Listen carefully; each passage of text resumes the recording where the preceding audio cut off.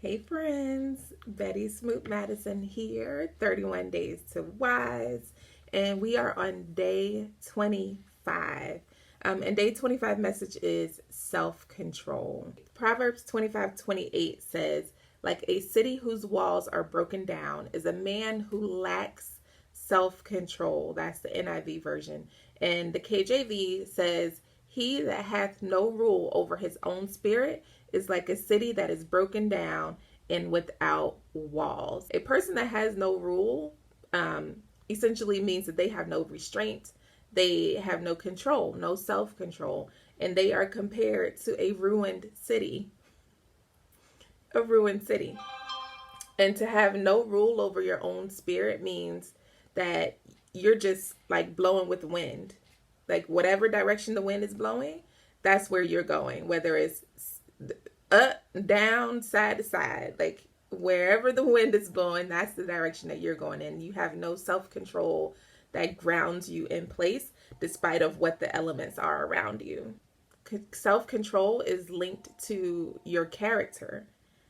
You are able to control your emotions. You're able to control your desires, and how you express your emotions and your desires.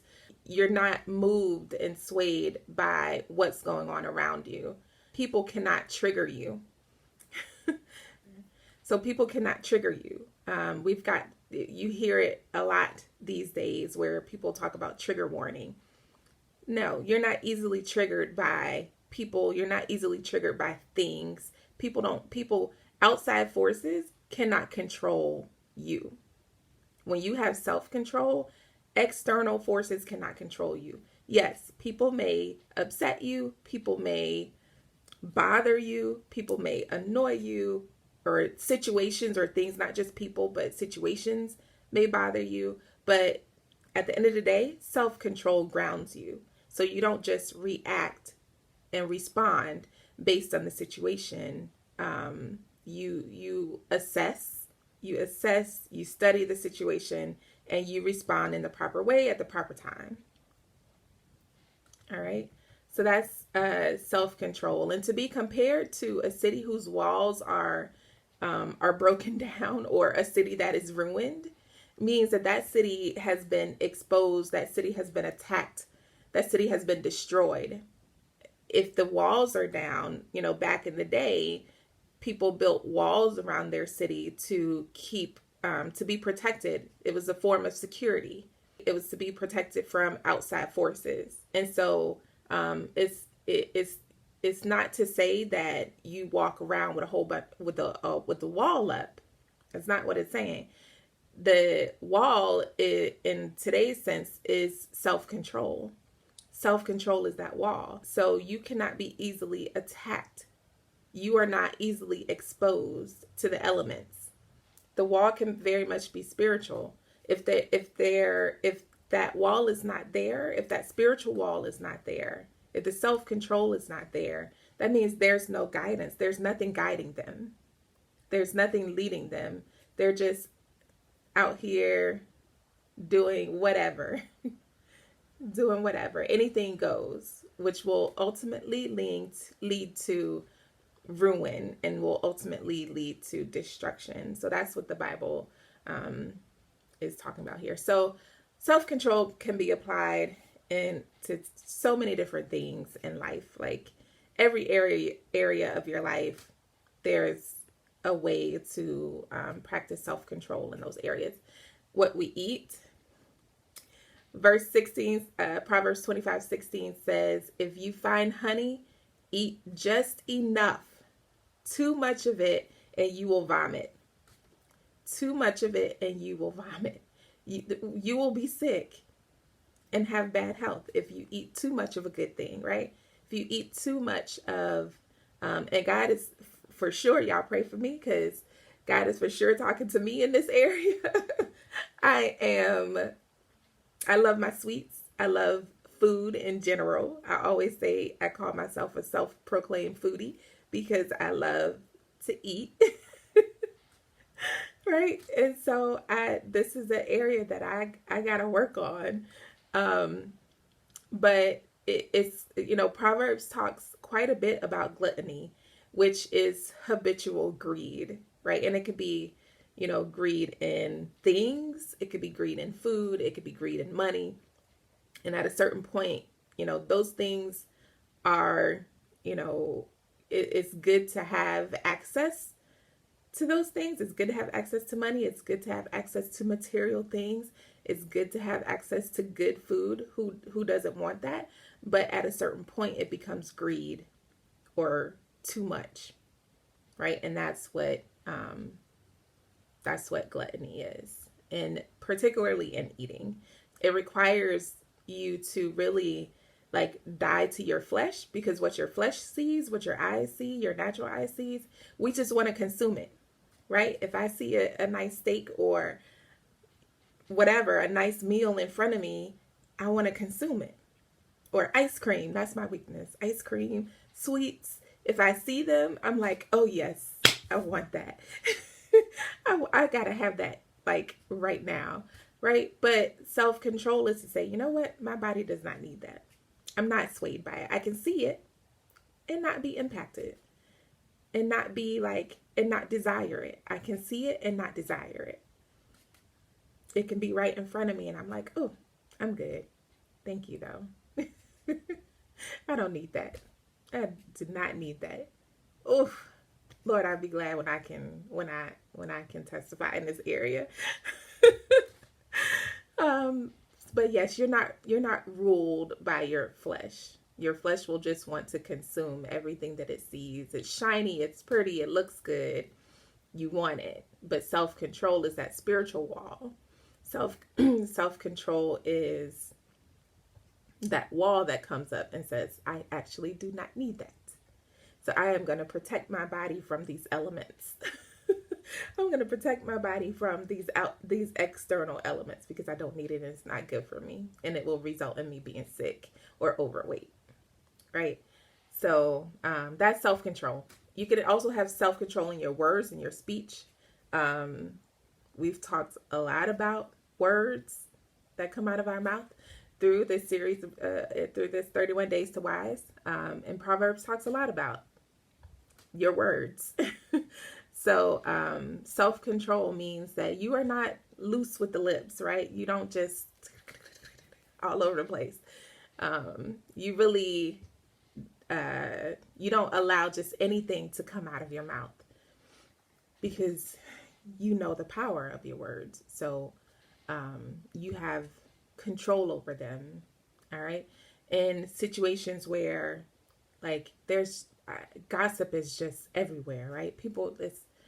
It is a common thing. People gossip and don't even realize they're gossiping sometimes. It's just what we do as people for some reason. But if you have self-control and if you are wise, you don't participate in gossiping. You don't get enjoyment from sitting around talking about other people and what their issues are, or what they're going through, no matter who it is. Even if it's your enemy, you don't gloat from them falling or them experiencing something bad, right? You don't gloat from that. And so in those situations, you either because it's always around you. Gossiping is always around you. And so you don't stay in that place. You either remove yourself from that conversation or you are bold and say, you know what, instead of us just sitting here talking about it, I would rather, why don't we do something for them? Why don't we do something for them? And it does require bold, courageous actions, because whenever you're going against what the majority is doing, it's hard, right? It's difficult, but it's better to be the light in darkness than to join the darkness. So, all right. And maybe offer, encouraging words and life-changing words rather than words that are destroying, and just contributing to that dark place. Self-control is also not being eager to insert yourself in high places. You wait for your appointed time, right? it doesn't allow you to be too eager for positions and titles and notoriety. But it gives you the patience to wait until God says it's your time, right? If you follow God, he will make sure you are placed in high places with high people in the right timing. Okay.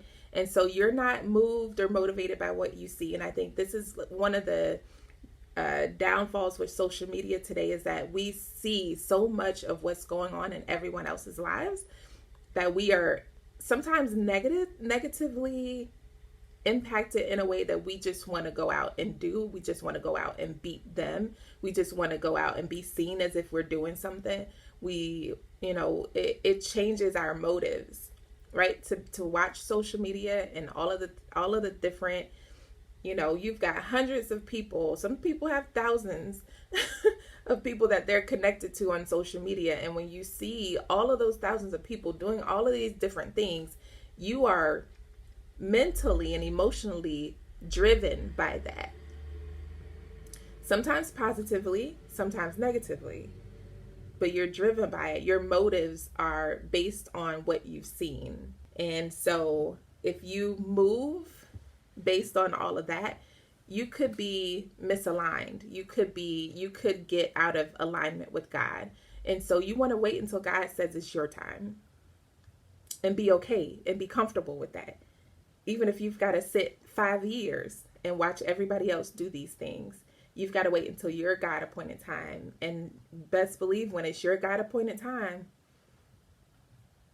people will be watching you like, wow, I want to do what she's doing, or I want to do what he's doing. Wow. So it's important. Self-control doesn't just react and respond based on what they see. They wait patiently, and they celebrate others during their accomplishments. You're not jealous or driven by other people's accomplishments. You celebrate with them because it's their time. So you're in celebratory mode. And then self-control also has good timing. Verse 17, Proverbs 25:17 says, seldom set foot in your neighbor's house. Too much of you and he will hate you. Too much of you and your neighbor will hate you. All right. And this is just with anything and anyone. It's not necessarily just your neighbor. Like anyone. Knowing when you've overstayed your welcome. We say it sometimes like, well, I don't want to overstay my welcome, because that after a while, when you first get there, that person might be excited to see you. But after a few hours, that person might be ready for you to go. Right. And so being wise being wise and having self-control, you have a discerning spirit of like, it doesn't even get to the point of where they're ready for you to go. You exit when they're still excited for you to be there, right? You don't wait until the energy shifts. You can recognize like, actually, I'm only going to stay an hour, and you stick to that, right? You exit. And that's in, it kind of uses the analogy of like being in a person's home, but it's the same as like being in a relationship, friendships, because some friendships are even seasonal. Some friendships are not meant to transcend and follow you through your evolving in life. So you have to be open to and willing to let go of friendships and relationships when their time has expired, and it's not waiting until it gets bad where you guys hate each other and something has happened that you can't stand each other, but you actually exit when, that your impact there is no longer valuable. So that's today's message. That is today's message. Day 25, having self-control, practicing self-control. I hope that that this message has resonated with you in some way, and that you start to implement self-control. We all can use it. Every single area of your life, there's something that you have to practice self-control in. And so, all right, I'll see you tomorrow for day 26. We are really wrapping up. We only have a few more days left, about 5 more days. So I'll see you guys tomorrow. Bye.